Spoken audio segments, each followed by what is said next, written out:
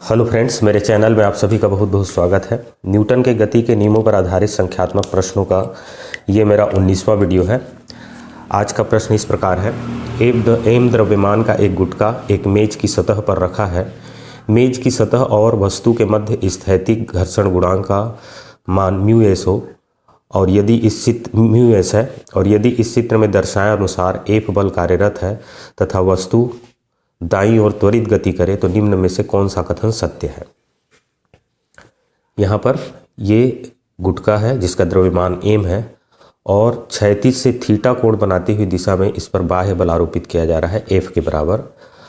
ये बता दिया गया है कि इस गुटके और इस मेज की सतह के बीच का स्थैतिक घर्षण गुणांक म्यू एस है। तो हमको बताना है कि निम्न में से कौन सा कथन सत्य है। यहाँ 4 ऑप्शन दिए गए हैं। पहला है F cos theta must be greater than mu S bracket के अंदर M G minus F sine theta. Second है F sine theta must be greater than mu S bracket के अंदर है M G minus F cos theta. C है F cos theta must be greater than mu S M G और D है F sine theta must be greater than mu S M जी। तो इसको हल करने के लिए सबसे पहले देखते हैं कि इस पर अन्य कौन कौन से बल कार्यरत हैं। सबसे पहले तो ये एक बाह्य बल थीटा कोण क्षैतिज से थीटा कोण बनाते हुए दिशा में कार्यरत है। अब इस पर अगला जो बल कार्यरत होगा वो पृथ्वी का गुरुत्वाकर्षण बल होगा जो ऊर्ध्वाधर नीचे की ओर कार्य करेगा mg के बराबर। और इस दिशा में इस पर स्थैतिक घर्षण बल कार्य करेगा जब तक कि ये चलना चालू नहीं करता है। तो मान लेते हैं ये एफ एस के बराबर है। तो इसका हमको अधिकतम मान ज्ञात करना है एफ एस का। यदि क्षैतिज दिशा में लगने वाला बल इस ओर लगने वाला बल दाहिनी ओर इस स्थैतिक घर्षण बल के सीमांत मान से अधिक होगा तभी ये वस्तु इस दिशा में त्वरित होगी। और यदि इस दिशा में लगने वाला परिणामी जो बल है वो एफ एस से कम है तो उस स्थिति में एम त्वरित नहीं होगा। तो यहाँ पर हम लोग देखते हैं कि इस दिशा में कितना बल लगेगा क्षैतिज दिशा में। तो इसके लिए हम लोग एफ को ये मान लेते हैं एक्स अक्ष है और ये वाला वाई अक्ष है। तो एक्स अक्ष की दिशा में और वाई अक्ष की दिशा में वियोजित कर देते हैं। तो एफ का इस दिशा में जो घटक हो जाएगा एफ कॉस थीटा के बराबर होगा और ऊर्ध्वाधर दिशा में वाई अक्ष की दिशा में जो घटक होगा वो हो जाएगा एफ साइन थीटा।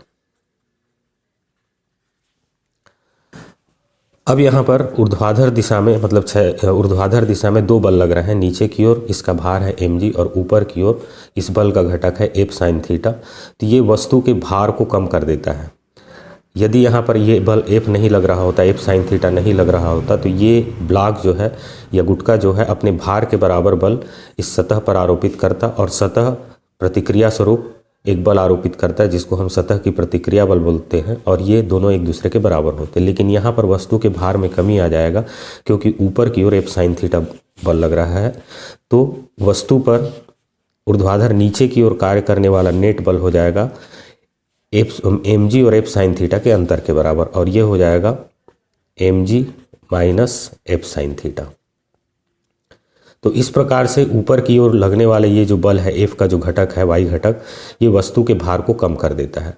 अब वस्तु अपने भार के बराबर बल सतह पर आरोपित करती है तो सतह भी उस पर प्रतिक्रिया स्वरूप बल आरोपित करती है और इसको हम कहते हैं सतह की प्रतिक्रिया बल।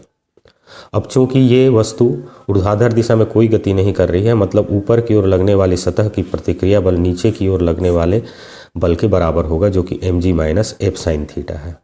तो इस प्रकार से आर का मान हमको मिल जाता है M G minus F sine theta. अब स्थैतिक घर्षण के नियम से हम लोग जानते हैं कि स्थैतिक घर्षण का सीमांत मान स्थैतिक घर्षण का सीमांत मान एफ एस है मान लीजिए। तो F S is equal to इस दिशा में जो घर्षण बल लगेगा वो उसका सीमांत मान होगा म्यू एस और सतह की प्रतिक्रिया बल को गुणा कर देते हैं। तो F S is equal to हमको मिल जाएगा म्यू एस एम जी और माइनस एफ साइन थीटा। तो ये स्थैतिक घर्षण बल का अधिकतम मान हो गया।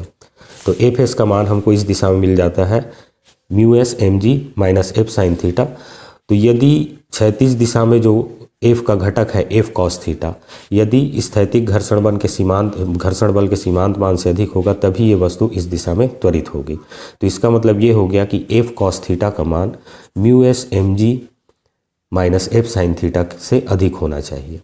तो इन चारों ऑप्शन में से देख सकते हैं F cos theta must be greater than mu S M G minus F sine theta. ये पहला ऑप्शन इस प्रश्न का सही उत्तर है। Thank you.